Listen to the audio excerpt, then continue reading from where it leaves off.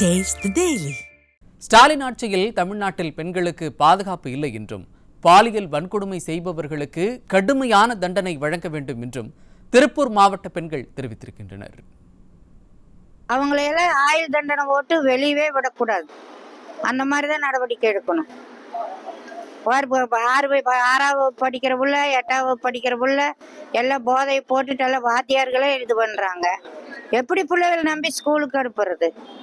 படிக்க வைக்கலாமே வேண்டாங்கிற முடிவுலே இருக்குது இந்த ஆட்சி. முதல்ல எல்லாம் இப்படி கிடையாது, இப்பதான் கொடூரமா நடக்குது. இந்த பாலியல் வன்கொடுமை இப்ப கொஞ்சம் ஜாஸ்தியா கடுமையா இருக்கு. எங்க போனாலும் பொண்ணுங்களுக்கு பாதுகாப்பே இல்லை. அதனால தண்ணி போட்டுட்டு ஒரே பிரச்சனை பண்ணிட்டு இருக்காங்க. ஸோ சட்டம் கொஞ்சம் அதிகமா கொண்டு வரணும். அப்படியே இந்த பசங்க அப்படியே ஏதாச்சும் கலாட்டம்னா அவங்கள தூக்குல தான் போடணுமே, வேற எதுவுமே பண்ணக்கூடாது. தூக்குல போட்டாதான் இன்னொரு பொண்ணு மேல அவன் கையை வைக்க மாட்டான். அதனால கொஞ்சம் சட்டம் அதிகமா கொண்டுட்டு வரணும்.